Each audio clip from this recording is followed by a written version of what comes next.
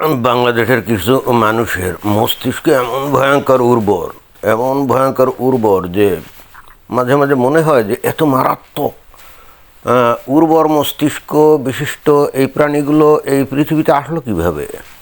এরা কি ভিন গ্রহের মানুষ কিনা কে জানে। পথ ভুলে কি বাংলাদেশে এসে পড়লো টুপ করে নাকি। তো এখানে এই যে একটা ভিডিও ছিল, তা আমার ওইটা শোনার মানে একটু শুনলাম, শুনে সেটার ওই রেকর্ড করে এখানে দিতে আর মানে রুচিতে বেঁধে গেছে আর কি। চিন্তা করলাম যে তাদের এই মস্তিষ্ক প্রসূত এই ভয়ঙ্কর কথাবার্তা পাবলিক শুনলে আবার না জানি হিট হয়ে যায় কিনা, অজ্ঞান হয়ে যায় কিনা। তো এই জন্য একটা স্ক্রিনশট নিলাম এবং দেখেন এখানে কি বলছে। এই যে কয়েকটা ছেলে কি বলছে যে ধর্ষণের ঘটনায় আওয়ামী লীগ এবং ভারতের ইন্ধন রয়েছে। ধর্ষণে বাংলাদেশে এখন ছোটো ছোটো যে বাচ্চাদেরকে ধর্ষণ করে তারা গলা কেটে হত্যা করছে, নানাভাবে হত্যা করছে, গলায় দড়ি দিয়ে হত্যা করছে। এখন কথা হচ্ছে যে এর জন্য বাংলাদেশের লোকজন দায়ী না, এর পিছনে দায়ী হলো ভারত এবং আওয়ামী লীগ। এবার বুঝতে পারছেন যে হঠাৎ করে বাংলাদেশে কেন ধর্ষণের মাত্রা বেড়ে গেছে। এগুলো পুরাই ভারতের বাংলাদেশে গিজ করছে এবং বাংলাদেশে আওয়ামী লীগের লোকজন যারা আছে না, তারাই ইন্ধন দিচ্ছে। এবং বাংলাদেশের বোকাশোকা মানুষ, আসলে তো সহজ সরল বোকাশোকা একেবারে বিশুদ্ধ হৃদয়ের মানুষ, তারা এই ভারতের এবং আওয়ামী লীগের ফাঁদে পড়ে এই বাচ্চা কাচ্চা রেপ করছে, তারপরে তাদেরকে হত্যা করছে। এবং পরবর্তীতে যখন ধরা পড়ছে দেখা গেল ওই যে রাইসা নাকি রামিসা, ওইটাকে যে ছেলেটা ধর্ষণ করে করছে, মেরে ফেলছে, পরে জানা গেছে ও নাকি জামাত ইসলামের সাথে জড়িত ছিল। আবার ইন দ্য মিন টাইম বিভিন্ন জায়গায় ওই জামাত ইসলামের লোকজন বিভিন্ন জায়গায় দেখা যাচ্ছে তারাও ধর্ষণের চেষ্টায় জড়িত, ধর্ষণের কাজে জড়িত, নানা কিছু। এবং কি ভয়ঙ্কর এই ভারতের চিন্তা করে দেখছেন। এবং একই সঙ্গে আওয়ামী লীগ, তারা জামাত ইসলামের মতো একটা নিবেদিত প্রাণ, একটা আদর্শবাদী দলের সদস্যদের পর্যন্ত বিভ্রান্ত করে তাদেরকে দিয়ে বাংলাদেশে এই ধরনের ভয়ঙ্কর ঘটনা ঘটাচ্ছে।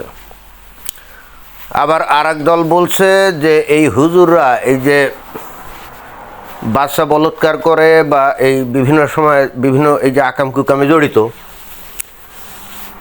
এবং তারপরে অনেক বাচ্চাকে তারা মেরে ফেলে, এটা বস্তুত বাংলাদেশে শরিয়া শাসন চালু করার একটা অপচেষ্টা। অর্থাৎ যত বেশি এই ধরনের কর্মকাণ্ড হবে তত বেশি মানুষ ক্ষিপ্ত হবে।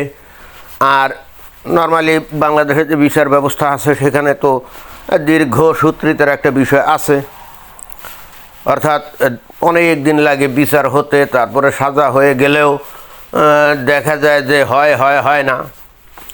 অনেক ক্ষেত্রে যে ফাঁসির রায়টা হয়, তো ফাঁসির রায় হলে তো এরপরে আবার হাইকোর্ট, এরপরে আবার অমুক করতে করতে অনেক বছর পার হয়ে যায় এবং একটা পর্যায়ে দেখা যায় বেকসুর খালাস হয়ে যায়।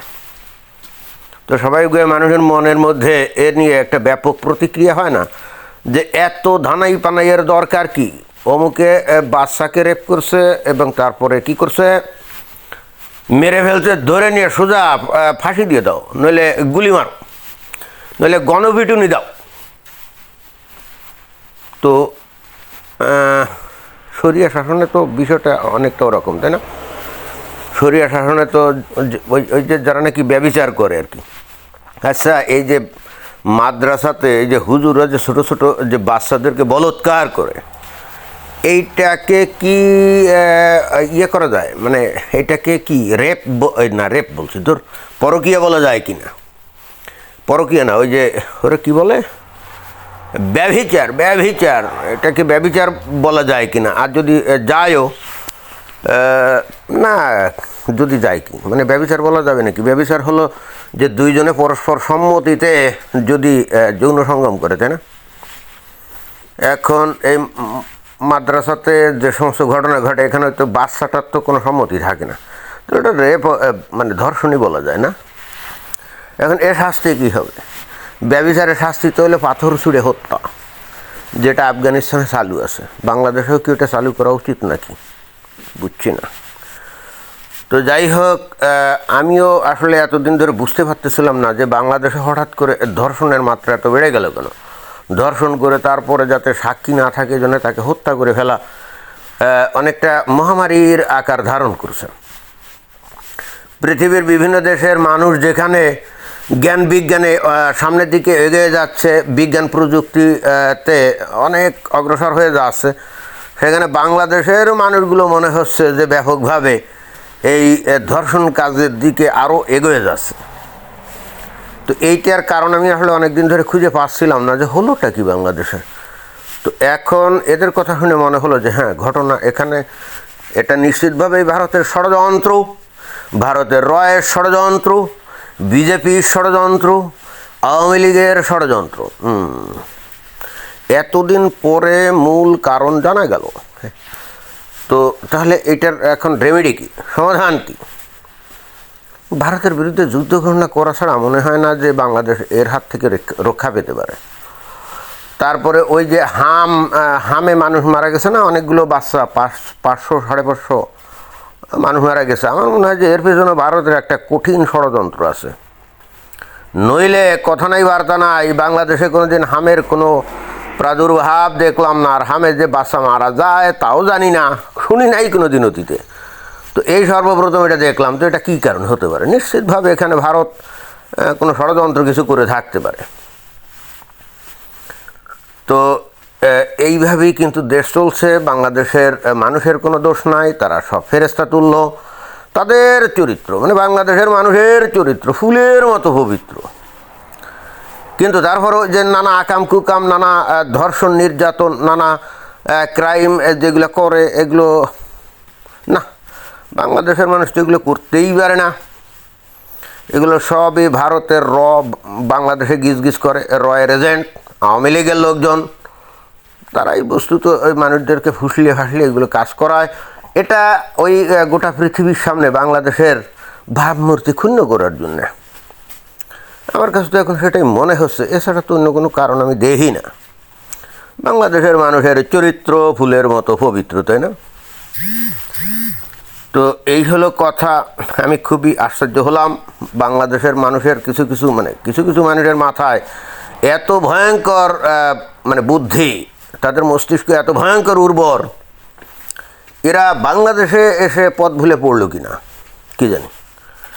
এদের স্থান তো বাংলাদেশে হওয়ার কথা না, এদের স্থান হওয়ার কথা উন্নত যে কোনো দেশে, ইউরোপ, আমেরিকা, এই সমস্ত দেশে নাকি। আচ্ছা, এদেরকে চালান করা যায় না ধরে? তাহলে তো মনে হয় যে বাংলাদেশ কিছু বৈদেশিক মুদ্রা অর্জন করতে পারতো। তো এটাই ছিল বক্তব্য। বলেন কি আর বলি।